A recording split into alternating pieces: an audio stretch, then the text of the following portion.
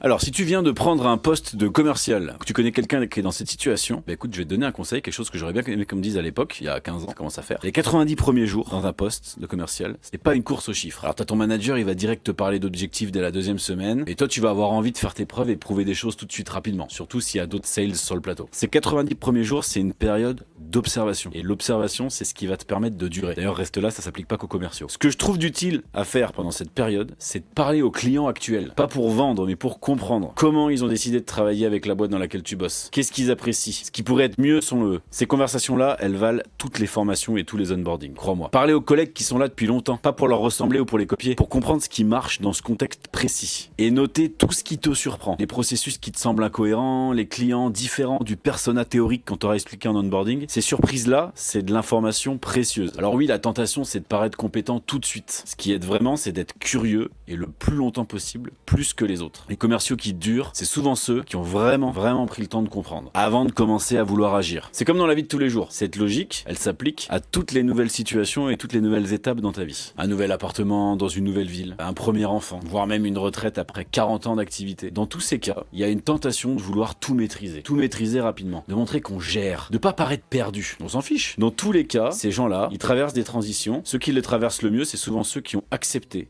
une phase d'observation, qui se sont donné la permission de pas encore savoir et qui ont osé poser des questions aux voisins, aux autres parents ou à ceux qui sont passés avant eux, tout simplement. Donc l'observation, c'est pas de la passivité, c'est une vraie forme d'intelligence. Donc mon simple conseil de coach, dès cette semaine, que tu sois déjà en poste depuis 3 jours ou alors que ça fasse 3 ans, essaie d'identifier 2 personnes qui pourraient t'apprendre quelque chose sur le contexte actuel. Un client qui a une relation longue avec ton entreprise ou alors un collègue qui a un angle de vue différent du tien, pas toujours d'accord. Et prends quelques minutes avec chacun d'eux pour leur poser cette question. Qu'est-ce que tu as compris sur ce marché, cette équipe ou ce contexte que tu aurais aimé comprendre plus tôt? Et ce que tu vas entendre là va valoir peut-être plus que les formations que tu vas faire ou les onboarding qui parfois durent une éternité.